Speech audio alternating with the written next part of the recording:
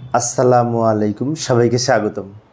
ICT বিষয়ের আমরা যখন হাইপার লিঙ্ক তৈরি করি তখন তো এ ট্যাগ ব্যবহার করে হাইপার লিঙ্ক করা হয়, পূর্বের ক্লাসে আলোচনা করেছিলাম।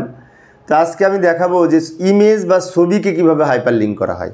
অর্থাৎ ওয়েব পেজে আমার একটা ছবি থাকবে, এরকম ছবির উপরে ক্লিক করলে একটি ঠিকানায় প্রবেশ করবে। সে ঠিকানা অবশ্য প্রশ্নে দেওয়া থাকবে, যেমন এইখানে একটি ঠিকানা দেওয়া আছে, এই ঠিকানায় প্রবেশ করবে যদি আমি ওই লোগোর উপরে ক্লিক করি।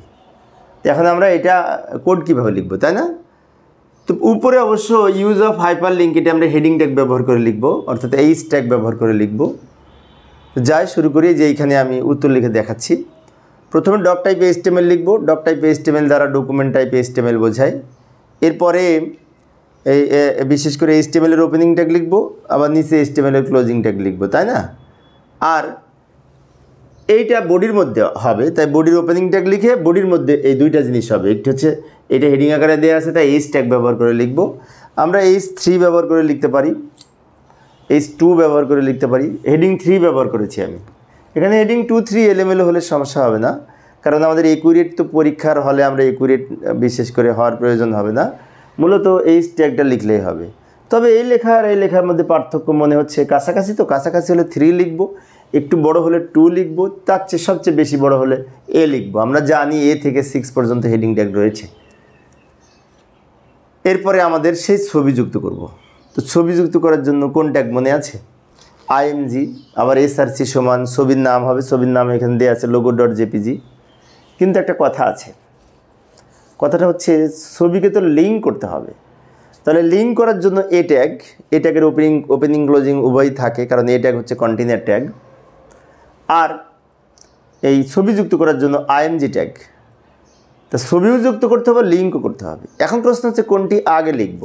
এখানে একটি বিষয় বলে রাখি, ছবিকে যদি লিঙ্ক করতে হয় তাহলে এ ট্যাগ এর মধ্যে ছবি যুক্ত করতে হবে, অর্থাৎ এ ট্যাগের কন্টেন্ট হিসেবে ছবি আসবে, মানে IMG ট্যাগ আসবে। তো প্রথমে আমাদের তাহলে এ ট্যাগ লিখতে হবে। এ ট্যাগের গঠন মনে আছে? AHREF সমান ঠিকানা। এই যে আমি একটু দ্রুত লিখে দিলাম সময় সেভ করার জন্য। এ ট্যাগ HREF অ্যাট্রিবিউট, যার ভ্যালু হবে এই ঠিকানাটা, ভ্যালু হিসেবে লিখব। এখন তারপরে কি করব? আমরা এ ট্যাগ ক্লোজ করব, তাই না?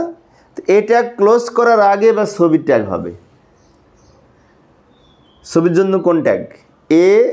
IMG SRC সমান ছবির নাম, উইড হাইট দিব। এই যে আমি একটু দ্রুত লিখে দিলাম সময় সেভ করার জন্য। IMG ইমেজ ট্যাগ, আচ্ছা, ছবি যুক্ত করার জন্য IMG ট্যাগ। তারপর SRC সমান ছবির নাম দিব, ছবির নাম এখানে দেওয়া আছে, সেটা দিব। তারপরে ছবির উইড হাইট ঠিক করে দিব। লোগোর জন্য 100, 120 হলে হয়। হাইট একটু লম্বা আছে তো সেজন্য আমরা 120 হাইট দিয়েছি, আর উইড দিয়েছি 100। অথবা লোগো 100x100 দিলে হতো, উইড 100, হাইট 100 দিলে হতো, কিন্তু এটা একটু লম্বা আছে চিত্রে, তাই আমরা এটা একটু বেশি দিয়েছি। তারপরে এই ট্যাগ ক্লোজ করব। সবার শেষে বডি ক্লোজ, HTML ক্লোজ। আমি আর একবার রিপিট করছি, লক্ষ্য করি। বিষয়টি হচ্ছে ছবিকে যদি লিঙ্ক করতে হয় তাহলে নিয়মটা হচ্ছে এর ওপেনিং ট্যাগ, এর ক্লোজিং ট্যাগ, মাঝখানে ছবি, আর ছবির জন্য IMG ট্যাগ। আমরা জানি এ ট্যাগের গঠন হচ্ছে AHREF সমান URL বা ঠিকানা। আবার ছবির জন্য ট্যাগের গঠন হচ্ছে IMG SRC সমান ছবির নাম, উইড হাইট ঠিক করে দিব। তো আমি এই হাইপার লিঙ্কের জন্য এবং ছবির জন্য আলাদা আলাদা পূর্বে ক্লাস নিয়েছি, সেগুলো দেখলে আরও তোমাদের সুবিধা হবে। এইভাবে আমরা ছবিকে লিঙ্ক করব। এ ওপেন, এ ক্লোজ, মাঝখানে ছবি। এখন যদি এটা আমরা আউটপুট দেখতে চাই সেভ করে, তো এই ধরনের আউটপুট পাবো।